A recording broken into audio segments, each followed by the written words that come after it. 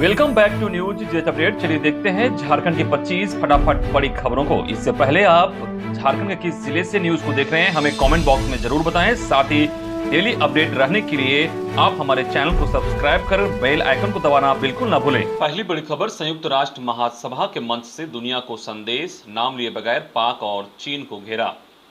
प्रधानमंत्री नरेंद्र मोदी ने संयुक्त राष्ट्र महासभा के मंच से शनिवार को इशारों में ही आतंकवाद को लेकर पाकिस्तान पर करारा हमला बोला। उन्होंने कहा कि आतंक पालने वाले सुधर जाएं। आतंकवाद का राजनीतिक उपकरण के तौर पर इस्तेमाल करने वाले देश भूल रहे हैं कि यह उनके लिए भी खतरा बनेगा। मोदी ने समुद्री स्वतंत्रता पर चीन को भी जमकर लताड़ लगाई। संयुक्त राष्ट्र महासभा के 76वें सत्र में मोदी ने कहा कि चरमपंथ का खतरा बढ़ रहा है, इसे एकजुट होकर रोकना होगा। पूरे विश्व को विकास के लिए विज्ञान आधारित तार्किक व प्रगतिशील सोच को आधार बनाना चाहिए। अगली बड़ी खबर, पहली से 12वीं के छात्रों का बनेगा हेल्थ कार्ड। राज्य के सरकारी स्कूलों के पहली से 12वीं के सभी छात्र छात्राओं का हेल्थ कार्ड बनेगा। इसमें छात्र छात्राओं के स्वास्थ्य संबंधी जानकारी होगी। हेल्थ कार्ड बनाने के लिए अभिभावकों और शिक्षकों की बैठक होगी। शिक्षक बच्चों के पोषण व शारीरिक व मानसिक स्वास्थ्य के बारे में अभिभावकों के साथ चर्चा करेंगे। स्कूली शिक्षा और साक्षरता विभाग ने पोषण अभियान के तहत इसे सभी स्कूलों में लागू करने का निर्देश दिया है। झारखंड राज्य मध्याह्न भोज प्राधिकरण के निदेशक किरण कुमारी पासी ने इससे संबंधित आदेश जारी कर दिया है। मध्याह्न भोजन योजना से पहली से 8वीं के छात्र छात्राओं को पोषण का लाभ दिया जा रहा है या नहीं और इससे बच्चों को शारीरिक व मानसिक स्वास्थ्य पर अनुकूल प्रभाव पड़ रहा है या नहीं, इसकी जानकारी अभिभावकों से ली जाएगी। वहीं अब राज्य के सरकारी शिक्षक अब सब्जी भी उगाएंगे। जानकारी के मुताबिक स्कूलों में लगेगा पोषण बगीचा। राज्य के कस्तूरबा गांधी बालिका विद्यालय, अन्य आवासीय विद्यालय और सरकारी स्कूलों में पोषण बगीचा लगेगा। विशेष अभियान चलाकर पौधारोपण किया जाएगा। पौष्टिकता वाले पेड़ पौधे लगाए जाएंगे। इसमें सहजन का पौधा को नार, पुटकल, सनई, अमरूद, शरीफा, पालक, हरा व लाल साग, बेंग साग, भथुआ, कलमी, चाकुर लगाए जाएंगे। वहीं विटामिन और आयरन युक्त पौधा भी लगाए जाएंगे। जो स्कूल खुल गए हैं वहां अगले एक सप्ताह में इसे सुनिश्चित करने को कहा गया है। अगली खबर, झारखंड मौसम अपडेट। मौसम में आज फिर होगा बदलाव, बारिश के आसार। झारखंड में रविवार को देर शाम से मौसम में फिर से बदलाव होगा। इसमें आसमान में बादल छाए रहेंगे और हल्के से मध्यम दर्जे की बारिश होगी। ऐसा मध्य बंगाल की खाड़ी में बन रहे गहरे दबाव की वजह से होगा। मौसम केंद्र के वैज्ञानिकों ने बताया कि झारखंड में इसका प्रभाव मंद और सीमित रहेगा। सिस्टम तेज होकर आने वाले 24 घंटे में अगर चक्रवाती तूफान में बदल जाता है तो पाकिस्तान से तय इसका नाम गुलाब होगा। पूर्वानुमान में बताया गया कि शनिवार को यह उत्तर पश्चिम और इससे सटे पश्चिम मध्य बंगाल की खाड़ी में लैट के समीप केंद्रित था। अगले 6 घंटे में इसके तेज होकर चक्रवाती तूफान में बदलने की संभावना है। रविवार को इसे विशाखापट्टनम और गोपालपुर के बीच उत्तर आंध्र प्रदेश और दक्षिण उड़ीसा तट को पार करने की संभावना है। अगली खबर, झारखंड कोरोना अपडेट। राज्य में कोरोना के मामलों में फिर बढ़ोतरी दर्ज की गई। राज्य में पिछले 24 घंटे में 15 नए संक्रमित मिले हैं। ये 15 संक्रमित राज्य के 5 जिले में मिले हैं, जिनमें सबसे अधिक रांची में 9, जामताड़ा में 3, पूर्वी सिंहभूम में 1, हजारीबाग में 1 और खूंटी में 1 नए संक्रमित मिले हैं।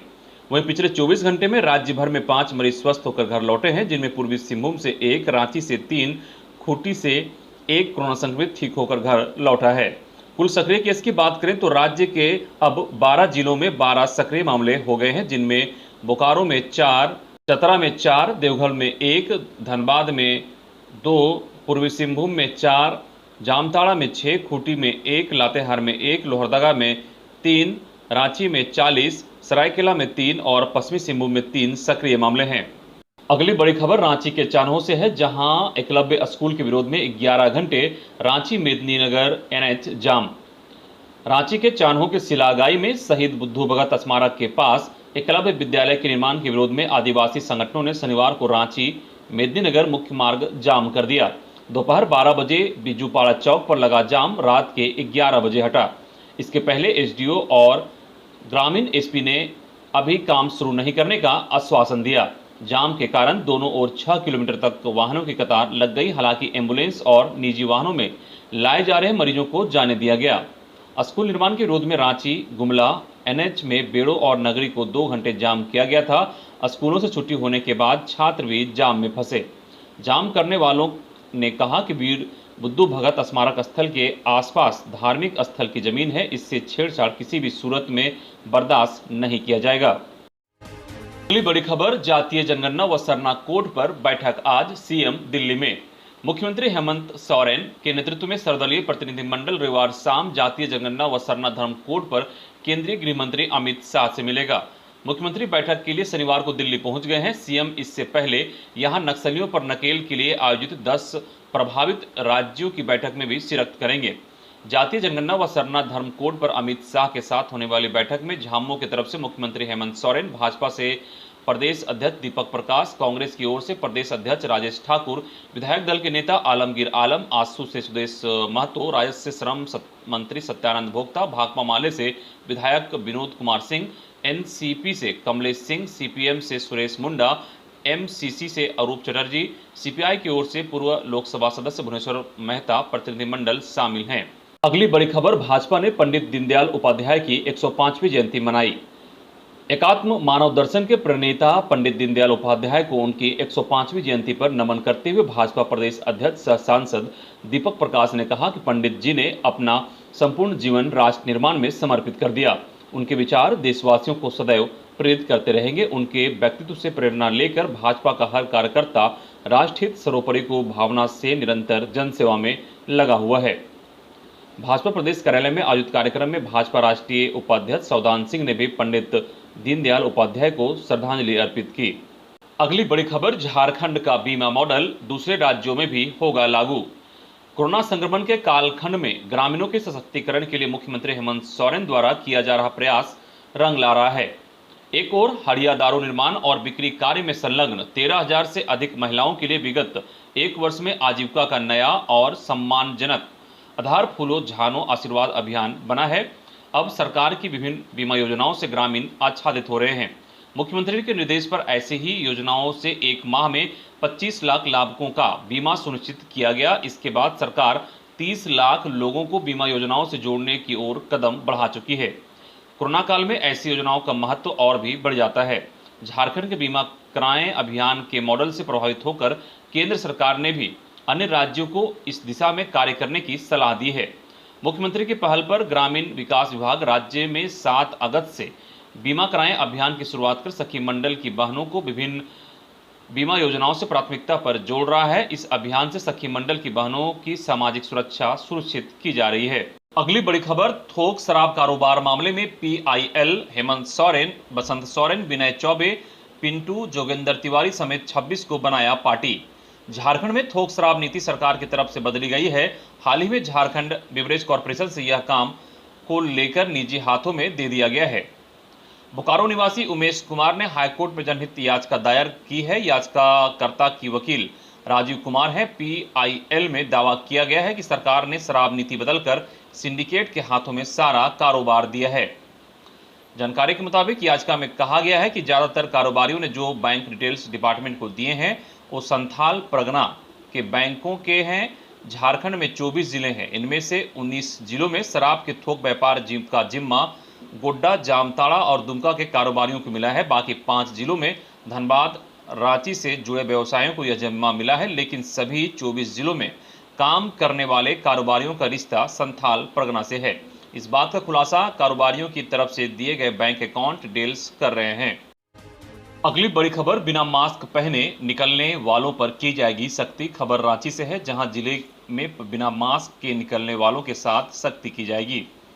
कोरोना से बचाव और त्योहारों के लिए जारी गाइडलाइन का पालन नहीं करने वालों के खिलाफ कार्रवाई की जाएगी। जिला प्रशासन ने इसकी तैयारी कर ली है और नियमों का पालन कराने के लिए टीम बनाई जाएगी। दुकानों में बिना मास्क के ग्राहक और कर्मचारियों के पाए जाने पर सख्ती की जाएगी। जिन दुकानों में नियमों का उल्लंघन पाया जाएगा उनके खिलाफ कार्रवाई की जाएगी। सभी को सैनिटाइजर भी रखना होगा। नियमों का पालन कराने वाली टीम हर दिन अभियान चलाकर उपायुक्त कार्यालय को रिपोर्ट भेजेगी। अभियान चलाने के पहले लोगों को जागरूक भी किया जाएगा। अगली बड़ी खबर, फार्मासिस्टों की डिग्रियों की होगी जांच। स्वास्थ्य मंत्री बन्ना गुप्ता ने कहा कि कई लोग फार्मासिस्टों की फर्जी डिग्रियां लेकर काम कर रहे हैं। ऐसे लोगों की पहचान कर कार्रवाई की जाएगी। कई जगहों पर फार्मासिस्ट के पद रिक्त हैं, जिन्हें भरने का काम पूरा किया जाएगा। बहाली प्रक्रिया शुरू की जा रही है। यह बातें उन्होंने शनिवार को विश्व फार्मासिस्ट दिवस पर कहीं। यहां फार्मासिस्टों के सम्मान समारोह का आयोजन किया गया था, जिसमें वे मुख्य अतिथि के रूप में मौजूद थे। अगली बड़ी खबर, वोटर लिस्ट में 30 तक ही जुड़ेगा नाम। जानकारी के मुताबिक अंजुमन इस्लामिया चुनाव की तैयारी शुरू हो गई है। चुनाव के लिए वोटर लिस्ट में नाम अंकित करने की 30 सितंबर आखिरी तिथि निर्धारित की गई है। चुनाव संयोजक डॉक्टर इकबाल ने शहर के पंचायत और एदारा के लोगों से अपील की है कि वे निर्धारित तिथि तक हर हाल में वोटर बनने के लिए अंजुमन कार्यालय में आवेदन जमा कर दें। वहीं दूसरी ओर चुनाव को लेकर आरोप प्रत्यारोप का दौर शुरू हो गया है। अगली खबर, रांची यूनिवर्सिटी के कॉलेजों में वसूले जा रहे री एडमिशन फीस, विद्यार्थियों ने किया विरोध। इन दिनों रांची यूनिवर्सिटी से संबद्धता प्राप्त और अंगीभूत कॉलेजों के विद्यार्थी एक नई समस्या से जूझ रहे हैं। विद्यार्थियों की माने तो एडमिशन के नाम पर कॉलेजों में अधिक पैसे की वसूली की जा रही है। वहीं विभिन्न मदों से पैसे लिए जा रहे हैं और उसका लाभ लाभार्थियों को नहीं मिल रहा है। मामले को लेकर विद्यार्थियों ने रांची विश्वविद्यालय के DSWU से मुलाकात की। विभिन्न कॉलेजों के विद्यार्थियों के साथ साथ डोरंडा कॉलेज के छात्र संघ की ओर से जानकारी दी गई कि कॉलेजों में कोरोना काल के दौरान स्पोर्ट्स, लाइब्रेरी समेत अन्य गतिविधियों के अलावा एडमिशन के नाम पर रुपये लिए गए थे और एक बार फिर कॉलेज प्रबंधकों की ओर से री एडमिशन और दोबारा उन्हीं मदों से पैसे की वसूली की जा रही है। इस मामले को लेकर डोरंडा कॉलेज और विभिन्न कॉलेजों के प्रिंसिपल से छात्र संघ से जुड़े नेताओं ने जब संपर्क किया तो प्रिंसिपल ने अपने हाथ खड़े कर दिए और उन्होंने विश्वविद्यालय से बात करने का सुझाव दिया।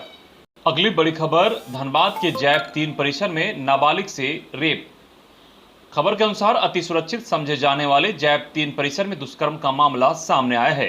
शुक्रवार शाम परिसर स्थित आवासीय कॉलोनी में नाबालिग के साथ दुष्कर्म किया गया। पीड़िता की मां के बयान पर पुलिस ने मामला दर्ज कर आरोपी अनुज को गिरफ्तार कर लिया। आरोपी की मां जैप में ही आरक्षी है। घटना के समय पीड़िता घर में अकेली थी। इसी दौरान आरोपी घर में घुस गया और घटना को अंजाम दिया। पहली बड़ी खबर, शिक्षा विभाग ने तैयार किया प्रस्ताव, प्रवेश बढ़ाने को आवासीय स्कूल में बदलेंगे सभी नवासी मॉडल स्कूल। झारखंड के इंग्लिश मीडियम वाले सभी नवासी सरकारी मॉडल स्कूल अब आवासीय स्कूल में बदलेंगे। इन स्कूलों में हॉस्टल बनाए जाएंगे, जिन पर करीब 268 करोड़ रुपए खर्च होंगे। शिक्षा विभाग ने यह प्रस्ताव तैयार किया है। वित्त विभाग की सहमति के बाद इसे कैबिनेट में भेजा जाएगा। हॉस्टल न होने के कारण सैकड़ों बच्चे चयन के बावजूद इन स्कूलों में एडमिशन नहीं लेते थे। ऐसे में यहां सीटें खाली रह जाती थी। माध्यमिक शिक्षा निदेशक हर्ष मंगला ने बताया कि दूर दराज के क्षेत्र से आने वाले छात्रों की परेशानी को देखते हुए यहां हॉस्टल बनाने का फैसला लिया गया है। अगली बड़ी खबर, झारखंड के सभी जिलों में चालू होंगे 25 मोबाइल फोरेंसिक लैब। हाईकोर्ट की फटकार के बाद राज्य की विधि विज्ञान प्रयोगशाला एक्टिव हो गई है। एक और जहां FSL को सुदृढ़ और अत्याधुनिक बनाने की तैयारी शुरू हो चुकी है, वहीं राज्य के सभी 24 जिलों के साथ ही मुख्यालय में 25 मोबाइल फोरेंसिक लैब चालू करने की योजना बनाई गई है। वैसे तो राज्य गठन के बाद जब राज्य में विधि विज्ञान प्रयोगशाला की स्थापना की गई थी, तब जिलों में मोबाइल फोरेंसिक लैब शुरू की गई थी। ये लैब पुराने जिलों में शुरू की गई थी। इसके बाद राज्य में 6 और जिलों का गठन किया गया। वहां मोबाइल फोरेंसिक लैब नहीं है। पुराने जिलों के मोबाइल फोरेंसिक लैब भी सही तरीके से काम नहीं कर पा रहे हैं। इसलिए इस पर विशेष ध्यान देकर नए जिले में नए मोबाइल फोरेंसिक लैब उपलब्ध कराने और पुराने जिलों के मोबाइल फोरेंसिक लैब को उच्च स्तर का अर्थात आधुनिक बनाने की दिशा में काम करने की आवश्यकता बताई गई है। अगली बड़ी खबर, हेमंत सरकार ने पोस्ट मैट्रिक छात्रवृत्ति के आवेदन करने की तिथि बढ़ा दी है। जानकारी के मुताबिक अनुसूचित जनजाति, जाति अल्पसंख्यक और पिछड़ा वर्ग कल्याण विभाग झारखंड सरकार ने पोस्ट मैट्रिक छात्रवृत्ति के आवेदन करने की तिथि बढ़ा दी है। आवेदन करने की अंतिम तिथि 16 से बढ़ाकर 30 सितंबर तक कर दी गई है। छात्रवृत्ति आवेदन करने की अंतिम तिथि जाति आवासीय प्रमाण पत्र बनने में विलंब होने, अभी तक संस्थानों द्वारा कोर्स मैपिंग नहीं करने व शिक्षण संस्थानों द्वारा अभी तक आवेदनों की वेरीफाई करने में विलंब करने को लेकर बढ़ाई गई है। रांची जिला से अभी तक करीब 4000 आवेदन आए हैं, जबकि कॉलेज व शैक्षणिक संस्थानों द्वारा अभी तक करीब 2900 आवेदनों को कॉलेज स्तर पर वेरीफाई किया गया है। अगली बड़ी खबर, जनजातीय भाषाओं को बढ़ावा देने की तैयारी में झारखंड सरकार। इन 5 भाषाओं में भी छपेगी किताबें। राज्य में सरकारी विद्यालय के बच्चों को जनजातीय व क्षेत्रीय भाषा की किताब उपलब्ध कराई जाएगी। राज्य में फिलहाल कक्षा 1 से 5 तक के बच्चों के लिए संथाली भाषा में किताब की छपाई होती है। इसके अलावा हो, कुड़ुक, खड़िया एवं मुंडारी भाषा में कक्षा 1 व 2 के बच्चों को किताब दी जाती है। अब इन 4 भाषाओं की किताब कक्षा 3 से 5 के लिए भी तैयार की जाएगी। इसकी प्रक्रिया वर्तमान शैक्षणिक सत्र से शुरू होगी। बता दें कि नई शिक्षा नीति में भी कक्षा 5 तक की पढ़ाई मातृभाषा में कराने की बात कही गई है। प्राथमिक कक्षा की पढ़ाई मातृभाषा में होने से बच्चे जल्दी सीखते हैं। इधर भाजपा ने फेंका नया पासा, रघुवर ने कहा झामुमो बसंत सोरेन को बनाए मुख्यमंत्री। झारखंड में हेमंत सोरेन के नेतृत्व में चल रही सरकार को अक्षम करार देते हुए भाजपा ने नया पासा फेंका है। भाजपा के राष्ट्रीय उपाध्यक्ष और पूर्व मुख्यमंत्री रघुवर दास ने शनिवार को एक बड़ा बयान देते हुए कहा कि हेमंत सोरेन फ्लॉप मुख्यमंत्री हैं और ऐसे में झामुमो को चाहिए कि वह बसंत सोरेन को झारखंड का मुख्यमंत्री बनाए। मीडिया से बात करते हुए रघुवर दास ने कहा कि हेमंत सोरेन अच्छा मुख्यमंत्री हैं और अनुभवहीन मुख्यमंत्री को झारखंड मुक्ति मोर्चा तत्काल बाहर का रास्ता दिखाए। उन्होंने कहा कि झामुमो में राजनीतिक अनुभव वाले कई विधायक हैं। स्टीफन मरांडी, लोबिन हेम्ब्रम, नलिन सोरेन सरीखे काफी सीनियर नेता झामुमो में हैं। झामुमो को इस पर पहल करनी चाहिए। अगली बड़ी खबर जमशेदपुर से है, जहां जिले में सभी प्रखंड प्रमुख का पद एसटी के लिए रिजर्व, जीप की 27 में 6 सीटें अनारक्षित।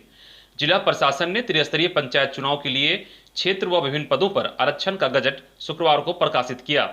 सभी 11 प्रखंडों में प्रमुख का पद एसटी के लिए आरक्षित किया गया है। इनमें 6 प्रखंडों में महिला व 5 में पुरुष प्रमुख होंगे। गजट जिला प्रशासन की वेबसाइट पर अपलोड कर दिया गया है ताकि लोग देख सकें। जिला परिषद अध्यक्ष व उपाध्यक्ष के आरक्षण पर निर्णय राज्य निर्वाचन आयोग लेगा। जिला निर्वाचन पदाधिकारी सह डीसी सुजर कुमार के हस्ताक्षर से प्रकाशित गजट के अनुसार जिला परिषद के 27 निर्वाचन क्षेत्रों में 14 महिलाओं के लिए आरक्षित किए गए हैं, जबकि 6 क्षेत्र अनारक्षित हैं। निर्वाचन क्षेत्र संख्या 27 अनुसूचित जाति एससी की महिला के लिए आरक्षित है।